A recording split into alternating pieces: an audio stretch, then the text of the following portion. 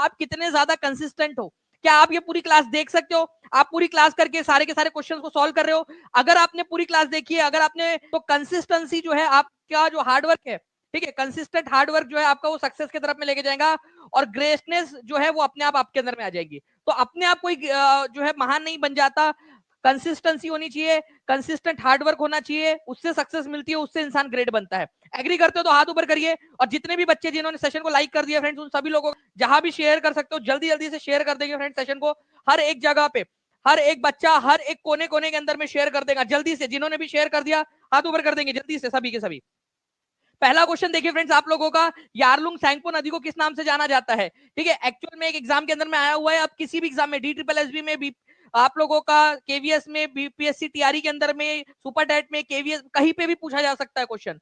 Yarlung Tsangpo नदी को किस नाम से जाना जाता है भारत के अंदर में? तो यारलुंग सैंगपो। अब देखिए फ्रेंड्स आप लोगों को इसका पूरा एनिमेशन के थ्रू मैं आपको बताऊंगा, ऐसा नहीं है कि हम लोग जो है केवल और केवल ये पढ़ रहे। देखिए ये ब्रह्मपुत्र नदी जिसको यारलुंग सैंगपो भी कहा जाता है, ये कहां से निकलती है? ठीक है, मैडम को थोड़ा सा रुकवा देते हैं अपन यहाँ पर में नदी को। ये आंगसी ग्लेशियर है, उसके नीचे में है चेमा युंगडुंग ग्लेशियर। कौन सा ग्लेशियर? चेमा युंगडुंग। लिखने की कोशिश करो, मैं आपको लिख के अभी दिखाऊंगा भी चेमा युंगडुंग पूरा आपका। ठीक है, चेमा युंगडुंग ग्लेशियर ब्रह्मपुत्र या यारलुंग सैंगपो नदी निकलती है। ठीक है, फिर ये जा रही थी उधर, फिर उसको अचानक से याद आया नामचा बारवा के पास में कि उई माँ मैं किधर जा रही हूँ, मेरे को तो उधर जाना था भारत के अंदर में, दानिश सर फिर मेरे बारे में पढ़ाएंगे। ठीक है, और इतने सारे बच्चे हैं आप लोग, ठीक है, किरण, दिव्या, ठीक है, आदित्य, ठीक है, सोनू और विश्वास, ये सारे के सारे लोग जो है पढ़ेंगे मेरे बारे में। तो फिर उसको याद आया, तो अचानक से उसने फिर यू टर्न मारी। कहां से? नामचा बारवा से। अब एक क्वेश्चन बन गया आप लोगों का यहाँ पर में एग्जामिनर के लिए कि कहां से उसके कमर में लचक आई? नामचा बारवा, कमरिया लचके रे। ठीक है, तो नामचा बारवा, नामचा बारवा से उसने यू टर्न मारी, ठीक है, शार्प टर्न मारी, और यहां पर में है आपका, ठीक है, यांगपा दर्रा, यांगपा पास। पास का मतलब होता है पहाड़ों के बीच का रास्ता, तो पहाड़ों के बीच में से होते होते भारत के अंदर में आ गई वो। अरुणाचल प्रदेश पहला राज्य था जिसके अंदर में घुसी। ठीक है, फिर यहां पर मैं आगे में बढ़ी, वो आगे में बढ़ते बढ़ते बढ़ते अभी भी उसका नाम जो है यारलुंग सैंगपो, फिर दिहांग नदी नाम पड़ता है, और फिर जब वो आसाम में एंटर करती है तब उसका नाम ब्रह्मपुत्र पड़ता है। ये याद रखना है आप लोगों ने। ठीक है, अभी ये सारे क्वेश्चंस क्या मैंने जो जो बोला सबको क्वेश्चंस के थ्रू करवा दूं? अगर हाथ ऊपर कर देंगे सभी के सभी बच्चे, और जितने बच्चे देख रहे हैं सभी ने सेशन को लाइक कर दिया, मैं आपसे प्रॉमिस कर रहा हूं एक एक शब्द, चेमा युंगडुंग ग्लेशियर, यांगपा दर्रा, ठीक है, आप लोगों का नामचा बारवा, हर एक चीज के ऊपर मैं क्वेश्चन करा दूंगा प्रीवियस ईयर क्वेश्चन के प्रूफ के साथ में। अगर आप लोग जल्दी से सभी लोग लाइक कर देंगे और शेयर कर देंगे हर जगह पे जहां भी कर सकते हो आप लोग, तो इस क्वेश्चन का आंसर क्या हो जाएगा आपका? ठीक है, आपको याद रखना है फ्रेंड्स, यारलुंग सैंगपो किसका नाम है? यारलुंग सैंगपो नदी ब्रह्मपुत्र नदी का नाम है, ये याद रखना है आप लोगों ने। देखिए कहां से निकलती है? चेमा युंगडुंग ग्लेशियर से। ठीक है, कैलाश पर्वत के पास में एक कैलाश पर्वत और मानसरोवर झील के पास में एक ग्लेशियर है, चेमा युंगडुंग ग्लेशियर। कितना प्यारा नाम है ना। ठीक है, चेमा युंगडुंग, है ना, चेमा युंगडुंग ग्लेशियर। आपको बता दूं फ्रेंड्स कि चेमा युंगडुंग ग्लेशियर जो है ये यहाँ पर में आपका, इधर साइड में आपका जो है सिंधु नदी निकलती है। ठीक है, उसके जस्ट थोड़े से ऊपर से, और उसके थोड़ा सा नीचे में जाओगे आप लोग, यहाँ पर में राकस मिलेगा जहां से सतलज नदी निकलती है। तो ये छोटे से एरिया में से तीन तीन नदियां निकलती है। एक यारलुंग सैंगपो ब्रह्मपुत्र नदी, ठीक है, एक निकलती है सिंधु नदी, और इधर से निकलती है आप लोगों की सतलज नदी। तो आसपास ही, मतलब इन तीनों का जो है ना, सिंधु नदी और सतलज नदी भी उसके पास से ही निकलती है, तीनों के तीनों। एक चली जाती है इधर साइड में और दो जाती है वेस्ट साइड के अंदर में, बस इतना ही फर्क है। चलिए, तो ये थोड़ा सा याद रखेंगे आप लोग। आगे बढ़ते हैं हम लोग फ्रेंड्स यहाँ पर में। नेक्स्ट क्वेश्चन जो है आप लोगों का फ्रेंड्स आपके सामने, ब्रह्मपुत्र नदी का उद्गम स्थल क्या है? जल्दी से बताएंगे आप सभी के सभी, हर कोई बच्चा जल्दी से आंसर करेगा जल्दी से। 6 मिनट के अंदर में फ्रेंड्स 2200 से ज्यादा बच्चे जुड़ चुके हैं। ठीक है, this is the power of teaching परीक्षा कम्युनिटी, आप लोगों का पावर है ये। ठीक है, जल्दी से बताइए इसका आंसर क्या होने वाला है। ठीक है, ब्रह्मपुत्र नदी का उद्गम स्थल क्या है आपका? तो ब्रह्मपुत्र नदी का जो उद्गम स्थल है वो है आप लोगों का चेमा युंगडुंग ग्लेशियर, तिब्बत के अंदर में चेमा युंगडुंग ग्लेशियर। लिखते भी जाएंगे कमेंट के अंदर में आप सभी के सभी। ठीक है, 83% लोगों ने सही आंसर दिया है, कॉन्ग्रेचुलेशन। जितने बच्चों ने सही आंसर दिया है आप लोग बता देंगे हाथ ऊपर करके जल्दी से। ब्रह्मपुत्र नदी को ही आप लोग क्या किस नाम से जानते हो आप लोग? इसी नदी को आप लोग जो है फ्रेंड्स याद रखना है आप लोगों ने, यारलुंग सैंगपो के नाम से भी जानते हो आप लोग। ठीक है, स्क्रीन जो है थोड़ी सी फ्रीज हो गई थी, ठीक है, बट कोई बात नहीं, आप लोगों को अब आई थिंक शायद से सब कुछ दिखाई दे रहा होगा। ठीक है, आई थिंक अब सब दिखाई दे रहा है, बता देंगे एक बार। चलिए गुड। तो देखिए फ्रेंड्स, कैलाश माउंटेन के पास में, ठीक है, यहाँ पर में, ठीक है, चेमा युंगडुंग ग्लेशियर है। यहाँ पर में बोखरचू ग्लेशियर है, बोखरचू, बोखर बोखरचू ग्लेशियर। ठीक है, जहां से निकलती है सिंधु नदी। ठीक है, और यहाँ पर में है राकसताल, जहां से निकलती है सतलज नदी। तो क्या मैं ये कह सकता हूं, आप लोग बताइएगा हाँ या ना, कि क्या ये मैं कह सकता हूं कि भाई ये तीन नदियां जो है आसपास से निकलती है, ठीक है, इनका सोर्स एक ही है, यारलुंग सेंगपो मतलब ब्रह्मपुत्र, सिंधु नदी और सतलज नदी पास पास से ही निकलती है, आसपास से, ठीक है। तो इन तीनों का माइका सेम है, ससुराल अलग अलग है, ठीक है। तो माइका एक है, मतलब जहां से निकल रही है। ओके ओके, चलिए तो आगे बढ़ते हैं हम लोग फ्रेंड्स। यहाँ पर मैं नेक्स्ट क्वेश्चन की तरफ में हमारे, प्लीज इसको याद रख लेना आप लोग, सिंधु नदी, सतलज नदी और ब्रह्मपुत्र नदी, इनका संगम, इनका जो उद्गम स्थल है, ठीक है, इनका माइका आसपास में है। अब बहने हैं तीनों के तीनों, चलो ऐसा रख लो यार, तुम्हारे लिए कोई बात है कि पगलो, रख लो, ऐसा रख लेते हैं। चलिए आगे बढ़ते हैं हम लोग। यहाँ पर में भारत में निम्नलिखित में से कौन सा राज्य भारत का सबसे बड़ा चावल का उत्पादक है, ये बताना है आप लोगों ने, जल्दी बताइए इसका आंसर क्या होगा। चावल का उत्पादन जो करता है वो है पश्चिम बंगाल, ये बहुत ही इंपॉर्टेंट है। अगर आप लोगों से वीट पूछ लिया जाता, गेहूं, ठीक है, तो गेहूं का उत्पादन सबसे ज्यादा जो है उत्तर प्रदेश में होता है, लेकिन भाई अगर आप लोग राइस की बात करेंगे, चावल की, तो वो होता है पश्चिम बंगाल के अंदर में।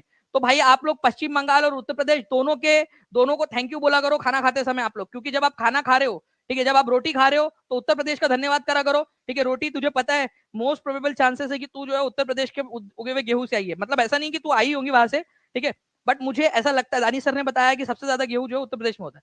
चावल खा रहे हो तो पश्चिम बंगाल का थैंक यू बोल देने का, ठीक है। चलिए बाकी जो है फ्रेंड्स, एक चीज आपको बताना चाहूंगा जो इंपॉर्टेंट है आगे के लिए आप लोगों के, कि सबसे बड़ा उत्पादन करता तो पश्चिम बंगाल है चावल का, लेकिन दूसरे नंबर पे और तीसरे नंबर पे कौन आता है ये भी याद रख लीजिए आप लोग। दूसरे नंबर पे आता है उत्तर प्रदेश और तीसरे नंबर पे आता है पंजाब, ठीक है। तो पहले तीन जो है आप लोगों को पता होने चाहिए कि पहले तीन कौन कौन से है, फर्स्ट तीन, ठीक है। तो पश्चिम बंगाल, उत्तर प्रदेश और पंजाब, ठीक है, ये याद रखना आप लोगों ने। राइस प्रोडक्शन के मामले में सबसे बड़े राज्य है चावल के उत्पादन के अंदर में। ऐसे ही मैं हर एक पॉइंट जो आप लोगों से बन सकता है एग्जाम के अंदर में, वो सारे के सारे करवा दूंगा आप लोगों को।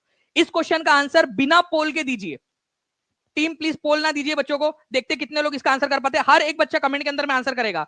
अगर आप लोग चाहते हो कि आपको ये चीज हमेशा हमेशा के लिए याद हो जाए, तो कमेंट में आंसर कर देंगे सभी। चलिए जल्दी जल्दी से सभी लोग शेयर करते रहेंगे। और मैं आपको बताना चाहूंगा फ्रेंड्स कि कौन सी नदियों का जो है उद्गम स्रोत लगभग लगभग आसपास में ही है। तो अगर ये क्वेश्चन आ जाए तो आप लोगों को याद रखना है ब्रह्मपुत्र, ठीक है, और गंगा का नहीं, पास में नहीं है, गंगा नदी उत्तराखंड से निकलती है, ठीक है, और ताप्ती और ब्यास भी नहीं है, ठीक है, ब्रह्मपुत्र और सिंधु नदी। तो आंसर क्या हो जाएगा आप लोगों का, आंसर हो जाएगा option number C, C is the correct answer, ठीक है, C is the correct answer, ये याद रखेंगे आप लोग। ओके चलिए बहुत बढ़िया जी। तो answer is option number C, Brahmaputra और इंडस। ये तो दो बहनें हो गई, तीसरी बहन का नाम क्या था ये भी बता देंगे आप सभी के सभी। इनमें से तीसरी बहन कौन सी है, ये क्वेश्चन भी आ सकता है एग्जाम के अंदर में, प्लीज याद रखना आप लोगों ने।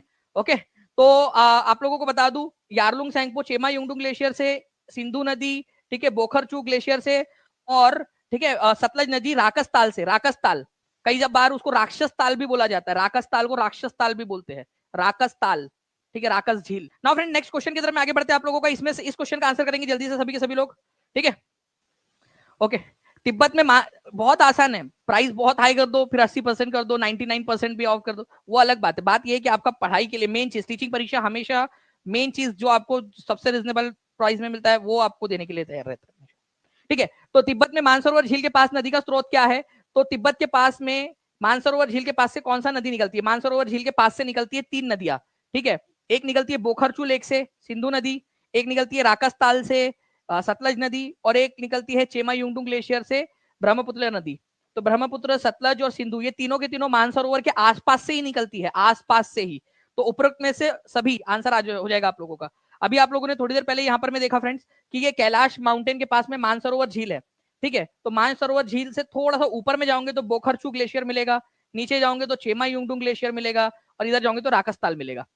क्या ये तीन चीजें हो गई आपकी, रिवीजन करेंगे आप लोग, चाहते हो रिवीजन करना, अगर चाहते हो तो लास्ट में आपको रिवीजन करवा दूंगा इसके ऊपर में भी मैं, ठीक है। चलिए आप लोगों को नेक्स्ट जो है क्वेश्चन फ्रेंड्स, मैंने आप लोगों को जो है इसके ऊपर में बेस्ड एक क्वेश्चन बताया था मैंने आपको पॉइंट, अगर आप लोगों ने ध्यान से सुना होगा तो आप लोग इस क्वेश्चन का आंसर कर पाओगे, ठीक है। मैं टीम से रिक्वेस्ट करूंगा कि प्लीज एक बार एनिमेशन भी देख लिया कीजिए आंसर का, ठीक है। ठीक है बताइए इसका, from which pass Brahmaputra river enters India, Bharat के अंदर में एंटर करती है कौन से पास से ब्रह्मपुत्र नदी। हर एक पॉइंट जो जो बताया है उन सबको क्वेश्चंस के थ्रू में करवा रहा हूं आप लोगों को यहाँ पर मैं, सभी बच्चे शेयर कर देंगे जहां भी शेयर कर सकते हो, ठीक है। तो अगर मैं आप लोगों से बात करूं फ्रेंड्स यहाँ पर मैं ब्रह्मपुत्र नदी की, तो ब्रह्मपुत्र नदी जो है ये यांगपा दर्रा है वहां से एंटर करती है, ठीक है, यांगपा दर्रे से भारत के अंदर में एंटर करती है। ओके, तो ये यहाँ पर में आप लोग देखिए, ये है यारलुंग सेंगपो नदी, जिसको आप लोग ब्रह्मपुत्र बोलते हो बाद में। ये नदी अरुणाचल प्रदेश के अंदर में एंटर करती है सबसे पहले, और अरुणाचल प्रदेश में भी कौन से दर्रे से, यहाँ पर में है यांगपा दर्रा। कौन सा दर्रा है, सभी बच्चे, हर एक बच्चा कमेंट में लिख देंगे ताकि याद हो जाए, यांगपा। मैं भी लिख देता हूँ आप लोगों के साथ साथ में, यांगपा, यांगपा, ठीक है, जो पास है उससे आती है भारत के अंदर में, यांगपा पास। यांगपा पास कहां पर में है, अरुणाचल प्रदेश के अंदर में। ये भी क्वेश्चन आता है, यांगपा दर्रा कहां पर में है, अरुणाचल प्रदेश के अंदर में। अब कैसे याद रखोगे आप लोग, आपको पता है कि यांगपा दर्रे से ब्रह्मपुत्र नदी आती है, जो जिसको हम बाद में ब्रह्मपुत्र नदी बोलते हैं, ठीक है। तो वो सबसे पहले अरुणाचल प्रदेश में एंटर करती है, तो ऑब्वियस सी बात है यांगपा दर्रा कहां पर में होगा, अरुणाचल प्रदेश के अंदर में होगा, ठीक है। चलिए नाउ फ्रेंड, नेक्स्ट जो है पॉइंट की तरफ में आगे बढ़ते हैं। भारत के किस राज्य में ब्रह्मपुत्र नदी पहले प्रवेश करती है, ठीक है। इस क्वेश्चन का आंसर कर देंगे आप लोग सभी लोग जल्दी जल्दी से, ठीक है। ठीक है, जल्दी जल्दी से बताइए इस पर्टिकुलर क्वेश्चन का आंसर क्या होगा। तो आंसर जो है फ्रेंड्स इस क्वेश्चन का हो जाएगा, भारत के किस राज्य में ब्रह्मपुत्र नदी सबसे पहले प्रवेश करती है। तो भारत के अंदर में सबसे पहले जो प्रवेश करती है वो नदी है, भारत सबसे पहले प्रवेश करती है अरुणाचल प्रदेश के अंदर में, ठीक है। कौन से दर्रे से प्रवेश करती है, चलो अभी के अभी देखते हैं कितने लोगों को अभी के अभी याद हो गई ये चीज। जस्ट अभी पढ़ा है, अभी याद हुआ या नहीं, एक बार अगर याद हो गया तो लिख दो कमेंट में। लिख दिया है पहले से तो फिर से एक बार लिख दो ताकि याद हो जाए आप लोगों को, ठीक है। चलिए नेक्स्ट क्वेश्चन की तरफ में आगे बढ़ते हैं हम लोग जो है फ्रेंड्स। उससे पहले मैं आपको बताना चाहूंगा, यहाँ पर में आप देखिए, यहाँ पर में ब्रह्मपुत्र नदी, जिसको यारलुंग सेंगपो भी बोलते हो आप लोग, ये तिब्बत, चाइना का जो पार्ट है तिब्बत, वहां से निकलती है, ठीक है। कहां से टर्न लेती है, जल्दी से बताओ, ये कहां से उसने टर्न ली है, ठीक है। उसकी कमर में लचक कहां से आई है, नामचा बारवा से, ठीक है। फिर अरुणाचल प्रदेश के अंदर में एंटर की है यांगपा दर्रे से, ठीक है। और फिर बाद में उसको सबसे पहले ब्रह्मपुत्र बोला जाता है आसाम राज्य के अंदर में, ठीक है। असम ना, उसका नाम ब्रह्मपुत्र कहां पर में पड़ता है, ठीक है। तो ब्रह्मपुत्र नेम कहां पड़ता है उसका नाम, ठीक है। ये आप लोगों से बोला गया है, आप लोगों से, ओके। तो ये क्वेश्चन आप लोगों से पूछा जाता है। तो अगर आप लोगों से बोला जाता है कि ब्रह्मपुत्र नाम कहां पर में पड़ता है उसका, तो आंसर आप लोगों का क्या हो जाएगा फ्रेंड्स, असम हो जाएगा। लेकिन कहां से एंटर करती है तो अरुणाचल प्रदेश से नाम हो जाएगा। दोनों तरीके से क्वेश्चन पूछे जा सकते हैं। देखो, अगर बोला जाए कि उस राज्य का नाम बताइए जहां से वो भारत में एंटर करती है, तो अरुणाचल प्रदेश में एंटर करती है। बट उसका नाम अरुणाचल प्रदेश में दिहांग होता है, ठीक है। उसका नाम ब्रह्मपुत्र कहां पड़ता है, असम राज्य के अंदर में, ठीक है। नाम उसका पड़ता है असम राज्य के अंदर में, ठीक है, ब्रह्मपुत्र। नेक्स्ट, देश की निम्नलिखित में से कौन सी मिट्टी है जिसको स्वतः कृषि मिट्टी कहा जाता है। एक्चुअली ये मिट्टी कैसी होती है ना, ठीक है, ठंड के मौसम में, ठीक है, उसमें क्रैक्स आ जाते हैं, ठीक है, क्रैक्स आ जाते हैं उसके अंदर में। तो क्रैक आने की वजह से क्या होता है, ये मिट्टी वापस से ऐसे आपस में घुल मिल जाती है, फिर से वो मिल जाती है। तो उसको प्लफिंग करने की जरूरत, या फिर वो मिट्टी को जो मिलाया जाता है ना बार बार, वो करने की जरूरत नहीं पड़ती है। मिट्टी खुद ब खुद जो है साल में एक बार खुद ब खुद आपस में मिल जाती है। क्रैक आते हैं, फिर से वो क्रैक भर जाते हैं, ठीक है। तो मिक्सिंग हो जाती है मिट्टी की पूरी, उसमें हवा वगैरह जो है वो भी चली जाती है उन क्रैक्स वगैरह के अंदर में। तो ब्लैक कॉटन सॉइल जो है आप लोगों की, कपास की काली मिट्टी, ये जो मिट्टी है, ये याद रखना है आप लोगों ने फ्रेंड्स की स्वतः कृषि मिट्टी, सेल्फ प्लव सॉइल इसको कहा जाता है। आपको बता दूं, इसी मिट्टी को रेगुर मिट्टी के नाम से भी जाना जाता है, ठीक है, रेगुर सॉइल के नाम से। ये भी क्वेश्चन आया हुआ है एग्जाम के अंदर में। तो रेगुर सॉइल किसको कहा जाता है, ठीक है। नाउ फ्रेंड्स देखिए, काली मिट्टी की बात करूं अगर मैं आप लोगों से, तो काली मिट्टी जो है कहां कहां पर में मिलती है आप लोगों को याद रखना है। आप लोगों ने गुजरात के अंदर में, मध्य प्रदेश, महाराष्ट्र, कर्नाटक, तेलंगाना, जो है आप लोगों का आंध्र प्रदेश, इन इलाकों के अंदर में आपको काली मिट्टी मिलती है। ये काली मिट्टी आयरन, लाइम और कैल्शियम से रिच होती है, लेकिन उसमें नाइट्रोजन, फास्फोरस और ऑर्गेनिक मैटर की कमी होती है, ये याद रखना है आप लोगों ने, ठीक है। तो आयरन और लाइम मतलब लोहा और चूना, कैल्शियम, ये सब उसके अंदर में बहुत है मात्रा में, लेकिन नाइट्रोजन, फास्फोरस और ऑर्गेनिक मैटर की डेफिशिएंसी होती है, कमी होती है, ठीक है। वो क्वेश्चन भी आप लोगों को करा दूंगा मैं कि कैसे क्या चीज की कमी होती है, अगर आप लोग बोलोगे, और वो याद भी करवाऊंगा आपको कि किसमें क्या चीज ज्यादा होती है। नगदी फसल में सम्मिलित नहीं है। नगदी फसल देखिए friends, not included in cash crop. Cash crop का मतलब होता है एक ऐसी फसल जो केवल और केवल बेचने के उद्देश्य से जो है वो उगाई गई है, मतलब उसको बेसिकली मेनली खाया नहीं जाता उसको, ठीक है, जो है बेचने के उद्देश्य से उगाई गई है, उसको बेचा जाता है, ओके। और कुछ फसलें ऐसी होती है जिसको फूड क्रॉप बोलते हैं, फूड क्रॉप ऐसे क्रॉप्स होती है जिनको खाया, मतलब कई बार ऐसा बेचते भी है, लेकिन उसको जनरली खाने के उद्देश्य से उगाया जाता है। तो भाई आप लोगों का कौन सा वाला नगदी फसल नहीं है, तो शुगर के नगदी फसल है, इसको बेचने के उद्देश्य से उगाया जाता है। कपास को भी, कपास खाओगे क्या आप लोग, कपास को भी बेचने के उद्देश्य से। जूट जो पटसन होता है आप लोगों का, ठीक है, उसको भी आप लोग क्या करते हो, बेचने के उद्देश्य से उगाते हो। लेकिन ये जो है वीट आप लोगों का क्या है, फूड क्रॉप है, फूड क्रॉप, इसको जो है आप लोग खाद्य फसल कहते हो। मैं आप लोगों को जो है फ्रेंड्स कुछ चीजें दिखाना चाहूंगा, ऐसी क्रॉप्स जिनको जो है डायरेक्ट कंजम्पशन के लिए, खाने के लिए उगाया जाता है, उनको फूड क्रॉप, खाद्य फसलें कहा जाता है। ऐसी फसलें जिनको रॉ जो है बेचा जाता है मैन्युफैक्चरिंग इंडस्ट्रीज को, आगे वाली इंडस्ट्री को, ठीक है, ताकि उससे और कोई चीज बनाई जा सके, जैसे गन्ने से शुगर बनाया जा सके, कपास से जो है वो कपड़ा बनाया जा सके, तो उसको कैश क्रॉप बोला जाता है।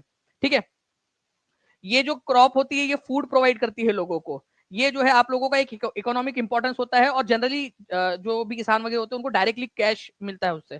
ठीक है, तो वीट, राइस, कसावा, ये सब क्या है आप लोगों के फूड क्रॉप के एग्जाम्पल है। ठीक है, कॉफी, शुगर केन, जूट, ये सब कैश क्रॉप के एग्जाम्पल है। तो फूड क्रॉप कौन कौन से, वीट, राइस, मेज, कॉर्न, मक्का जो है आपका, ठीक है, मिलेट जिसको बाजरा, ज्वार, रागी, ये सब आते हैं आप लोगों के। ठीक है, पल्सेस जो है, दालें जो है आप लोगों की, वो वेजिटेबल्स हो जाए, या आपका खाद्य फसलों में आता है, फ्रूट्स खाद्य फसलों में आती है। वही कैश क्रॉप में आता है कॉटन, शुगर केन, जूट, ठीक है, टी, कॉफी। ठीक है, टी, कॉफी ये कैश क्रॉप में है। तो जब भी चाय पियो या कॉफी पियो तो आपको क्या याद आना चाहिए?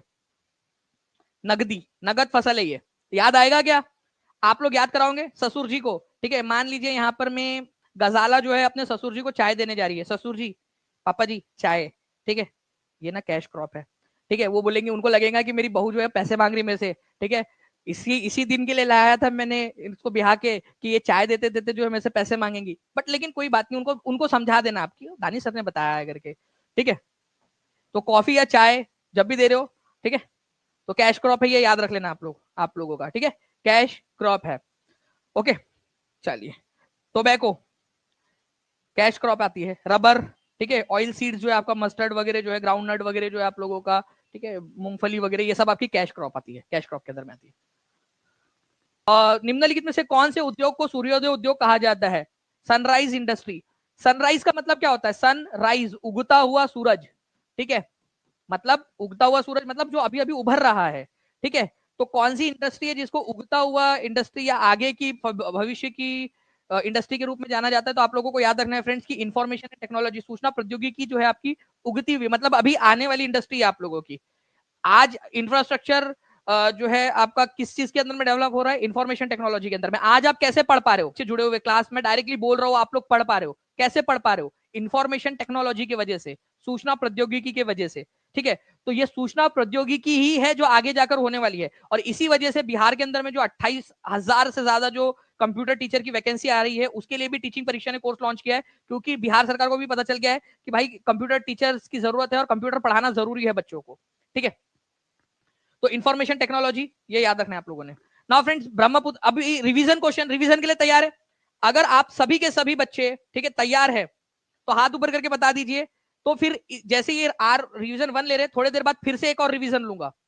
अगर आप सभी के सभी तैयार है तो हाथ ऊपर करके बता दीजिए, और सारे के सारे बिना पोल के आंसर देना है आप सभी लोगों ने। ठीक है, पोल के बिना आंसर देना है कमेंट के अंदर में। हर कोई बच्चा R1, R2, R3 ऐसे करके आंसर देते जाएगा। तैयार है? सेशन को लाइक भी कर देंगे आप सभी के सभी बच्चों। ठीक है, चलिए R1 एसएससी जीडी का क्वेश्चन है। ब्रह्मपुत्र नदी को तिब्बत में सांगपो कहा जाता है, बांग्लादेश में इसे क्या कहा जाता है? ठीक है, मेघना, पद्मा, ठीक है, कर्णफुली या जमुना। ठीक है, तो देखिए फ्रेंड, जैसे ही ये नदी आप लोगों की जो है ब्रह्मपुत्र नदी जो है सांगपो के नाम से निकलती है, ये याद रखना है आप लोगों ने, सांगपो नदी के नाम से। ठीक है, फिर दिहांग के नाम से अरुणाचल प्रदेश में आती है, और फिर आती है ब्रह्मपुत्र के नाम से आसाम के अंदर में। और ये, ठीक है, किस नाम से जो है बांग्लादेश में एंटर कर जाती है? तो जमुना के नाम से एंटर करती है, ये याद रखना है आप लोगों ने। गंगा जमुना तहजीब, आप लोगों ने नाम सुना होगा, गंगा जमुना तहजीब, तो वही है आप लोगों की, कि गंगा नदी बाद में यहां से जाकर, और ये दोनों जाकर फिर मेघना के नाम से आगे में बढ़ती है। ठीक है, चलिए, तो ये जो गंगा नदी है उसको पद्मा कहा जाता है बांग्लादेश के अंदर में। गंगा नदी, गंगा को, ठीक है, गंगा को पद्मा कहा जाता है बांग्लादेश के अंदर में। ये भी क्वेश्चन कराऊंगा मैं आपको आगे में जाकर। ठीक है, और ब्रह्मपुत्र नदी जो है उसको जमुना कहा जाता है बांग्लादेश के अंदर में जाकर। ठीक है, जमुना, ये आप लोगों ने याद रखना है। तो जैसे ही एंटर करेंगे यहाँ पर, मैं आप लोग देख लीजिए थोड़ा सा, अगर हम लोग जूम कर पाए, ठीक है, तो मैं आपको दिखाने की कोशिश भी करता हूँ इसके अंदर में। ठीक है, तो देखिए आप लोग, ब्रह्मपुत्र नदी बांग्लादेश में किस नाम से जानी जाती है? हर एक बच्चा कमेंट करेगा, हर एक बच्चा, ठीक है, कमेंट करेगा ताकि याद हो जाए उसको। गंगा नदी को किस नाम से जाना जाता है वहां पर में? पद्मा के नाम से। और ब्रह्मपुत्र नदी को आप लोग बताओगे मुझे। ठीक है, जल्दी से। R1 कितने लोगों का सही हुआ है? R2, भारत में किस नदी को दिहांग भी कहा जाता है? एक ऐसी नदी है जिसको दिहांग भी कहा जाता है। A B C D, यहां पर मैंने लिख दिया आप लोगों के लिए। ये नदी, इसको यारलुंग सेंगपो भी बोलते हैं, यारलुंग, यारलुंग, ठीक है, सैंगपो भी इसको कहा जाता है। ओके, फिर बाद में जो है इसी नदी को मैं आपको बता दूं, बीच में जो है दिहांग कहते हैं। फिर इस नदी को ब्रह्मपुत्र कहा जाता है, ब्रह्मपुत्र, और इसी नदी को जो है जमुना भी कहा जाता है बांग्लादेश के अंदर में। तो आंसर हो जाएगा आपको ऑप्शन नंबर सी, ठीक है, ब्रह्मपुत्र नदी। याद हो गया आप लोगों को? यारलुंग सेंगपो, दिहांग अरुणाचल प्रदेश के अंदर में, ब्रह्मपुत्र आसाम में, और जमुना नदी बांग्लादेश के अंदर में, ठीक है। चलिए R2 आपका, भारत का कौन सा राज्य चावल का सबसे बड़ा उत्पादक है? देखिए फ्रेंड, DSSB TGT का क्वेश्चन, DSSB TGT SST के अंदर में आया हुआ है, फीमेल शिफ्ट के अंदर में। तो आप सोचिए कि आप कितने हाई लेवल के एग्जाम्स के लिए प्रिपेयर्ड होते जा रहे हो। चावल का सबसे बड़ा उत्पादक राज्य कौन सा है? जल्दी से बताएंगे आप सभी के सभी। चावल का सबसे बड़ा उत्पादन राज्य जो है आप लोगों का ये है Paschim Bangal, West Bengal. DSSB TGT का क्वेश्चन आप लोगों ने सॉल्व कर लिया, कांग्रेचुलेशन आप सभी लोगों को। नेक्स्ट क्वेश्चन की तरफ में आगे बढ़ते हैं फ्रेंड्स। R4, ठीक है, UPMRC के अंदर में आया हुआ क्वेश्चन आपका, रासायनिक रूप से मिट्टी चूना, लोहा, मैग्नीशियम और एल्यूमिनियम से भरपूर होती है। इसमें पोटैश भी होता है, लेकिन इसमें फास्फोरस, नाइट्रोजन और कार्बनिक पदार्थ की कमी होती है।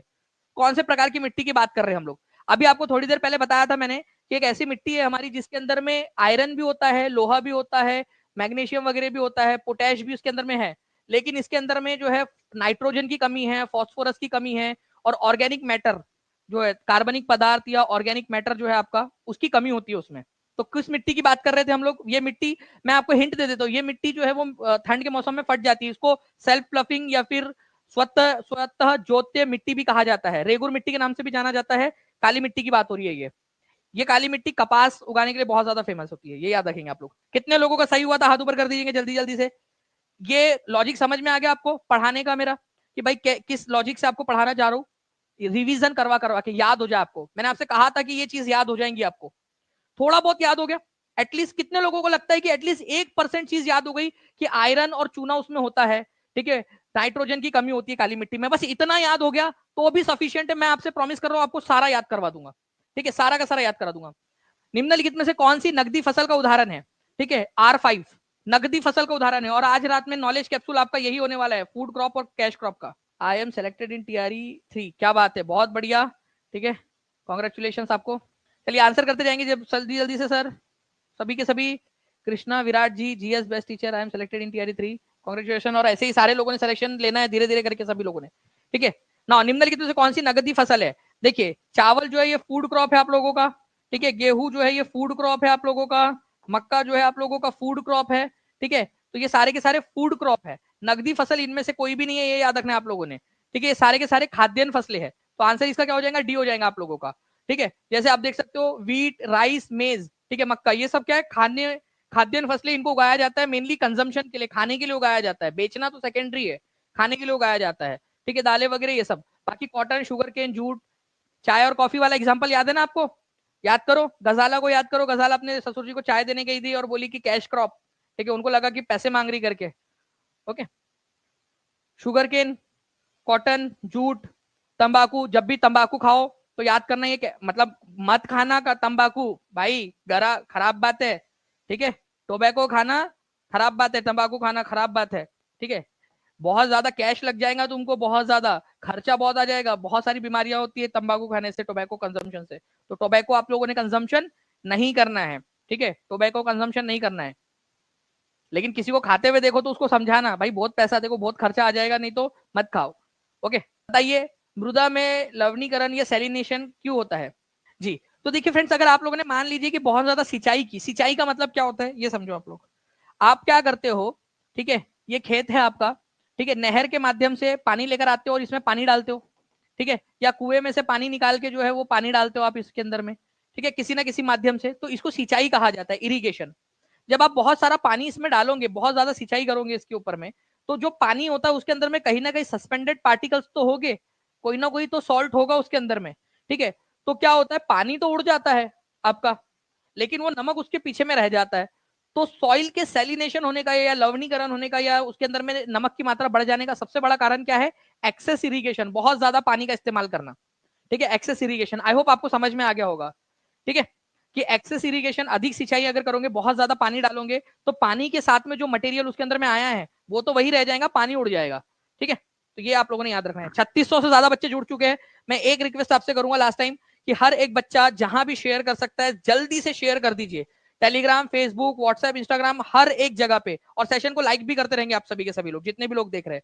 तो मैं पक्का आपसे प्रॉमिस करता हूं कि आप लोगों से, ठीक है, हिस्ट्री, पॉलिटी और इकोनॉमिक्स की भी इसी तरीके की बड़ी बड़ी क्लासेस आप लोगों के लिए लेता रहूंगा मैं फिर आगे में भी, ठीक है। तो सभी लोग जल्दी से करते रहेंगे यहाँ पर मैं, ठीक है। और जिन्होंने भी शेयर कर दिया वो लिख भी देंगे कि जी सर शेयर कर दिया हमने। Now next question, doctor Verghese Kurien को किसके पिता के रूप में जाना जाता है? वर्गीस कुरियन अपने खुद के बच्चों के तो पिता थे ही, इसके अलावा वो किसी और के भी पिता थे, मतलब उनकी दूसरी शादी नहीं थी कि मतलब दूसरी बीवी थी उनकी, कौन सी चीज के पिता के रूप में जाना जाता है उनको, कौन सा काम उन्होंने किया था? तो वर्गीस कुरियन जो है फ्रेंड्स, ये व्हाइट रिवॉल्यूशन के पिता के रूप में जाने जाते हैं, श्वेत क्रांति। अब व्हाइट रिवॉल्यूशन किस चीज से रिलेटेड है, ये अपने आप में क्वेश्चन बनता है आप लोगों का, ठीक है। मिल्क प्रोडक्शन से रिलेटेड है, मिल्क प्रोडक्शन से रिलेटेड। अमूल जो है फ्रेंड्स, उसके अंदर में उसको स्थापित करने में इनका बहुत बड़ा योगदान था डॉक्टर वर्गीस कुरियन का, ठीक है। तो ये याद रखना आप लोगों ने, मिल्क प्रोडक्शन को उन्होंने बढ़ावा दिया, भारत को सेल्फ सफिशिएंट बना दिया मिल्क प्रोडक्शन के अंदर में, दुग्ध उत्पादन में। तो व्हाइट रिवॉल्यूशन, श्वेत क्रांति, ये याद रखेंगे आप सभी के सभी, ठीक है। वर्गीस कुरियन की देन है मिल्क प्रोडक्शन। अच्छा एक और चीज है, अगर आप लोग बहुत अच्छे से पढ़ रहे हो तो मेरा भी मन कर रहा है आपको पढ़ाने का, एक्स्ट्रा पॉइंट बताऊं क्या? हाथ ऊपर कर दो एक बार, जितने भी लोग चाहते हैं एक्स्ट्रा पॉइंट अगर आप चाह रहे हो कि बता दीजिए सर।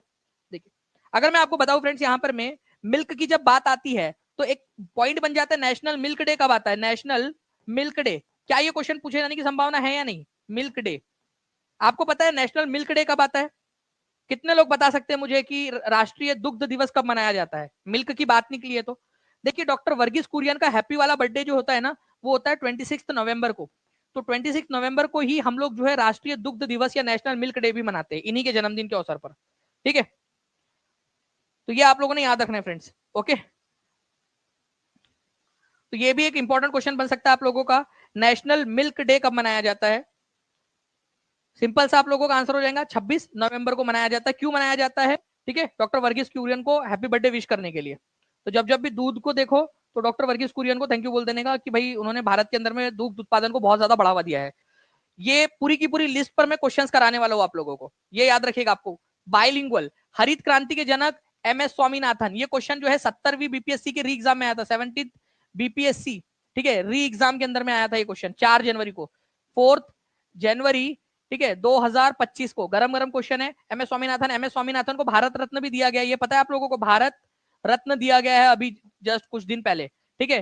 श्वेत क्रांति के जनक है doctor Verghese Kurien. Milk production के अंदर में मिल्क मैन ऑफ इंडिया किसको कहा जाता है? ठीक है, वर्गीस कुरियन को कहा जाता है, इंपॉर्टेंट पॉइंट है आप लोगों का। नीली क्रांति के जनक डॉक्टर अरुण कृष्णन, ठीक है। इसके अलावा जो है गुलाबी क्रांति के जनक जो है फ्रेंड्स किसको कहा जाता है? दुर्गेश पटेल को, ओके। इसी तरीके से आप लोगों का जितनी भी सारे के सारे रहेंगे, हर एक पॉइंट के ऊपर मैं आपको बताऊंगा। एक पॉइंट प्लीज याद रख लिएगा आप लोग, ग्रीन रिवॉल्यूशन, ग्रीन रिवॉल्यूशन, हरित क्रांति का जनक भारत के अंदर में किसको कहा जाता है? एम एस स्वामीनाथन को। लेकिन अगर हरित क्रांति के जनक पूरे देश के अंदर में अगर किसको, पूरे दुनिया में किसको कहा जाता है, अगर ये क्वेश्चन आ जाए आप लोगों से, ठीक है, तो नॉर्मन बोरलॉग को कहा जाता है, नॉर्मन बोरलॉग। प्लीज ये लिख लेंगे आप सभी के सभी, ये क्वेश्चन कराने वाला हूं मैं आगे जाकर आप लोगों के लिए, नॉर्मन बोरलॉग को कहा जाता है, ठीक है। रोबस्टा एक प्रकार की क्या है जो अफ्रीका में उत्पन्न होती है? रोबस्टा, देखिए हमारे भारत के अंदर में भी इसके जो है बेसिकली इसके प्रकार पाया जाता है आप लोगों का, अरेबिका, रोबस्टा, ठीक है, लिबेरिका, एक्सेसा। भारत के अंदर में बेसिकली रोबस्टा और अरेबिका दो प्रकार की ये पाई जाती है कॉफी। तो कॉफी का प्रकार है ये, भारत में मुख्यतः दो प्रकार की कॉफी पाई जाती है, अरेबिका और रोबस्टा। तो ये रोबस्टा क्या है? कॉफी का प्रकार, एग्जाम में आया हुआ क्वेश्चन है आपका, अरेबिका और रोबस्टा, ठीक है। अरेबिका और रोबस्टा कॉफी के प्रकार है, ये याद रखना है आप सभी लोगों ने, कॉफी के अरेबिका और रोबस्टा। जितने भी बच्चे हैं, ये जब ये पूरी सीरीज होगी आप लोगों की ना, जब ये सीरीज आगे आगे बढ़ते जाएंगी, जैसे ये सारे हो जाएंगे, हमारे 4 लेक्चर इसके होंगे, मैं एक मेगा टेस्ट आप लोगों की लूंगा, ठीक है। मेगा टेस्ट, वीडियो सॉल्यूशन, इन सारे क्वेश्चंस के एक्सप्लेनेशन के आधार पर। अभी मैंने आप लोगों से रोबस्टा पूछा है, ठीक है, हो सकता है मैं आप लोगों से पूछूं कि अरेबिका क्या है, ये क्वेश्चन पूछूं आप लोगों से 6 दिन बाद, ताकि आप लोगों ने जितनी ज्यादा रिवीजन की होंगी उतना ज्यादा आप लोगों को काम में आए, ठीक है। बाबा बुदान की पहाड़ियां, ये सारी की सारी चीजें मैं आगे में कराऊंगा, कर्नाटक के अंदर में कैसे उन्होंने जो है वो लेकर आए थे कॉफी, सब कुछ, ठीक है। जितना ज्यादा रिस्पॉन्स उतना ज्यादा मैं आप लोगों के लिए, हमारी पूरी टीम आप लोगों के लिए करने के लिए तैयार है। यूरिया के लगातार प्रयोग से क्या मृदा जो है वो क्या हो जाती है? यूरिया, देखिए फ्रेंड्स, यूरिया जो है आप लोगों का, आप लोग क्या करते हो, सॉइल को जो है मिट्टी की उत्पादकता बढ़ाने के लिए आप उसमें यूरिया डालते हो, ठीक है, अलग अलग। तो यूरिया जो है बेसिकली क्या होता है ना आप लोगों का, एसिडिफिकेशन मतलब जो है ना उसके अंदर में एसिडिटी को बढ़ा देता है, एसिडिक कर देता है उसको। तो यूरिया के लगातार प्रयोग से जो है मृदा क्या हो जाती है, अम्लीय हो जाती है, एसिडिक हो जाती है। मतलब वो उसमें पीएच मान उसका क्या होता है, 7 से कम हो जाता है। देखो एक चीज याद रखना, पीएच मान आपको पता है कि अगर पीएच वैल्यू 7 है तो वो न्यूट्रल है। न्यूट्रल, न्यूट्रल मतलब ठीक है, उदासीन है। पानी का जो शुद्ध पानी होता है उसका पीएच कितना होता है, 7 होता है। शुद्ध पानी का पीएच मान 7 होता है। अगर 7 से कम है, ठीक है, तो वो क्या होगा, एसिडिक होगा या बेसिक होगा, जल्दी बताइए। साइंस भी आपका क्लियर होता जा रहा है उसके साथ साथ में, ठीक है। तो यहां पर मैं अगर पीएच मान इससे कम होता है, 0 की तरफ में जाता है आप लोगों का, ठीक है, 7 है तो न्यूट्रल है, अगर 7 से ज्यादा जा रहा है, 7 से प्लस हो रहा है, ठीक है, तो 7 से माइनस में जा रहा है तो एसिडिक होगा, एसिडिक, ठीक है, अम्लीय। और 7 से ज्यादा जा रहा है तो ये अल्कलाइन हो जाएगा, अल्कलाइन, ठीक है। अल्कलाइन को ही आप लोग बेसिक भी कहते हो, बेसिक, बेस नेचर का हो जाता है ये, ठीक है, भस्मीय या क्षारीय बोलते हैं उसको हिंदी में, ठीक है। तो मिट्टी के अंदर में पीएच मान 7 से कम होने लगता है जितना ज्यादा यूरिया का इस्तेमाल करोगे आप लोग, तो एसिडिक हो जाती है मिट्टी, एसिडिक, ये याद रखना है आप लोगों ने, मिट्टी एसिडिक हो जाती है। ओके, मृदा के अंदर में यूरिया का ज्यादा से ज्यादा इस्तेमाल करने से, ठीक है। तो बेसिकली अगर आप लोगों को अच्छी मिट्टी चाहिए, अच्छी मिट्टी किस किस को चाहिए भाइयों आप लोगों में से, ठीक है, तो पीएच मान जो है आप लोगों का, ठीक है, आइडियल माना जाता है 6.0 से लेकर 7.5 के बीच में होना चाहिए, ठीक है, इतना होना चाहिए। बट क्या होता है अगर आप बहुत ज्यादा यूरिया इस्तेमाल कर रहे हो ना तो 6 से भी कम हो जाता है उसका पीएच मान, मतलब और ज्यादा एसिडिक हो जाती है। तो आइडियल मिट्टी कितनी होती है, 6 से लेकर 7.5 तक, ठीक है, ये भी मैंने आपको बता दिया, 6 से लेकर 7.5 तक होती है इसकी। नाउ काजू उगाने के लिए कौन सी मिट्टी सबसे उपयुक्त है, काजू, काजू कितने लोगों ने खाया है कभी ना कभी, काजू, काजू काजू कतली, ठीक है। तो काजू उगाने के लिए सबसे अच्छी मिट्टी कौन सी होती है, चलिए। तो देखिए फ्रेंड्स, अगर मैं बात करूं आप लोगों से काजू उगाने के लिए, काजू सबसे पहली बात तो क्या है आप लोगों का ये बताना है आप लोगों ने, ठीक है। काजू क्या है, कैश क्रॉप है या फूड क्रॉप है। तो काजू जो है आप लोगों का फ्रेंड्स ये याद रखना है आप लोगों ने, कैश्यू एक प्रकार का, एक तो सबसे पहली बात तो ये कैश क्रॉप है। और रेड लेटराइट सॉइल के अंदर में, लाल लेटराइट मिट्टी जो होती है ना उसके अंदर में सबसे ज्यादा उगता है ये। तो लाल लेटराइट मिट्टी के अंदर में सबसे ज्यादा उगता है। उसके लिए जितने भी पोषक तत्व चाहिए काजू उगाने के लिए वो रेड लेटराइट सॉइल के अंदर में बहुत मात्रा में पाए जाते हैं। तो रेड लेटराइट सॉइल, लाल लेटराइट मिट्टी, ये याद रखना आप लोगों ने, सबसे उपयुक्त होती है काजू उगाने के लिए। नेक्स्ट क्वेश्चन की तरफ में आगे बढ़ते हैं, राष्ट्रीय जलमार्ग 2 किस नदी पर स्थित है। इसको वेरी वेरी वेरी इंपॉर्टेंट आप लोग मार्क करेंगे इस क्वेश्चन को, ठीक है, बहुत ज्यादा इंपॉर्टेंट क्वेश्चन है ये। राष्ट्रीय जलमार्ग 2 किस नदी पर स्थित है। देखिए राष्ट्रीय जलमार्ग 1, राष्ट्रीय जलमार्ग 2, ये नदी के ऊपर में बनाए गए जो है रास्ते हैं। आप लोग जैसे नेशनल हाईवे से जाते हो जमीन के ऊपर में रास्ते से, उसको नेशनल हाईवे बोला जाता है, ठीक है। वैसे ही राष्ट्रीय जलमार्ग, नेशनल वाटरवे इसको बोला जाता है, ठीक है। तो नेशनल वाटरवे नंबर 1 जो है आप लोगों का फ्रेंड्स ये याद रखना है आप लोगों ने, ये इलाहाबाद से हल्दिया तक बनाया गया, या हल्दिया से इलाहाबाद, जो भी आप लोग कहना चाहो, ठीक है, गंगा नदी पर बनाया गया नेशनल हाईवे नंबर 1। तो नेशनल हाईवे नंबर 1 किस पर है, जल्दी से कमेंट कर देंगे आप सभी के सभी, हर एक बच्चा लिखेगा, मैं जो बता रहा हूं वो लिखते जाएंगे। नेशनल हाईवे नंबर 1 कौन सी नदी पर है, ठीक है, गंगा नदी पर, लिख दो। दूसरी चीज, नेशनल हाईवे नंबर 2 जो है आप लोगों का ये ब्रह्मपुत्र नदी पर है, आसाम राज्य में सादिया नाम की जगह से ढुबरी तक, ठीक है, क्योंकि यहां से तो फिर बांग्लादेश में चली जाती है ब्रह्मपुत्र नदी, ठीक है। तो सादिया से ढुबरी तक आपका जो है फ्रेंड्स ये याद रखना है ब्रह्मपुत्र नदी के ऊपर में है नेशनल हाईवे नंबर 2, ठीक है, जल्दी। तो सादिया से ढुबरी तक जो है फ्रेंड्स ये याद रखना है आप लोगों ने, ब्रह्मपुत्र नदी पर national highway number 2, national waterway number 2 है आपका। नेशनल वाटरवे नंबर 3 जो है वो बहुत सारी छोटी छोटी नहरें हैं जिनको जोड़कर केरल में बनाया गया है। और नेशनल वाटरवे नंबर 4 जो है आप लोगों का ये बनाया गया है आपका पश्चिमी पूर्वी तट के ऊपर में, पूर्वी तट पर, ठीक है। तो भारत में चावल उत्पादक राज्यों का सही अवरोही क्रम जो है फ्रेंड, देखिए यहाँ पर में आप लोगों का बोला है, आप लोगों का डिसेंडिंग सबसे बड़े से कम में आना है, तो पश्चिम बंगाल है, फिर उत्तर प्रदेश है, ठीक है, और फिर आप लोगों का पंजाब है। तो आंसर आप लोगों का ऑप्शन नंबर डी हो जाएगा, ठीक है, बड़े से छोटे की तरफ में आना है, डिसेंडिंग ऑर्डर में आना है आप लोगों को। तो D is the correct answer. 90% लोगों ने सही आंसर दिया है, कॉन्ग्रेचुलेशन सभी 90% लोगों को। और बाकी के जो 10% लोग हैं उनको भी कॉन्ग्रेचुलेशन की सीखने मिली चीज, ठीक है, वो तो जो है जिनको भी याद रखना है लंबे समय तक, स्पेशली उन बच्चों को जिन्होंने गलत आंसर किया वो तो कमेंट में जरूर लिख दीजिए, ठीक है, ताकि आपको हमेशा हमेशा के लिए अब याद हो जाए। जिन्होंने का सही हुआ वो भी लिख सकते हैं ताकि और अच्छे से याद हो। पश्चिम बंगाल, उत्तर प्रदेश और पंजाब, ये आप लोगों का चावल उत्पादन के अंदर में, ठीक है। आगे में जाकर अलग अलग फसलों के बारे में भी मैं आपको बताता चलूंगा। नाउ फ्रेंड, भारत में जूट का सर्वाधिक क्षेत्र कौन सा है? जूट का, जूट जो है फ्रेंड्स, इसको हिंदी में पटसन भी कहा जाता है, पटसन, ये याद रखना है आप लोगों ने जूट को। इसको, जूट को आप लोग जो है फ्रेंड्स गोल्डन फाइबर भी कहते हो, गोल्डन फाइबर, गोल्डन फाइबर, सुनहरा रेशा, ठीक है, सुनहरा, ठीक है, सुनहरा रेशा भी इसको कहा जाता है, ये याद रखना है आप लोगों ने, सुनहरा रेशा। तो किसको कहा जाता है? ये बीपीएससी टीआरई की एग्जाम में आया था, सुनहरा रेशा किसको? तो जूट को कहा जाता है, पटसन को। नाउ फ्रेंड्स, ये सबसे ज्यादा पश्चिम बंगाल के अंदर में आपको देखने के लिए मिलेगा, पश्चिम बंगाल, पश्चिम बंगाल और भारत के बाहर अगर आप देखोगे तो बांग्लादेश, ये जूट के उत्पादन के प्रमुख उत्पादन करता है। भारत में सबसे ज्यादा जूट का उत्पादन जो है पश्चिम बंगाल के अंदर में होता है, ठीक है। जूट, जूट मतलब ये इस तरीके से बोरे वगैरह जो बनते हैं ना आप लोगों के, वो जूट है आप लोगों का। तो ये याद रखना आप लोगों ने, पश्चिम बंगाल के अंदर में होता है। आंसर इसका ऑप्शन नंबर बी हो जाएगा। तो जूट उत्पादन में पहले नंबर पे पश्चिम बंगाल है, दूसरे नंबर पे बिहार आता है फिर, ठीक है। तो पहले नंबर पे है पश्चिम बंगाल, दूसरे नंबर पे बिहार, जूट प्रोडक्शन के मामले में, ठीक है, पटसन के उत्पादन में। नाउ फ्रेंड, नेक्स्ट है, निम्नलिखित प्रदेशों में से कौन से प्रदेश में कॉफी का सबसे अधिक उत्पादन होता है? आप देख सकते हो कितनी सारी एग्जाम्स में आया हुआ क्वेश्चन है, कितनी सारी एग्जाम से जहां पर में क्वेश्चन आया है, ठीक है।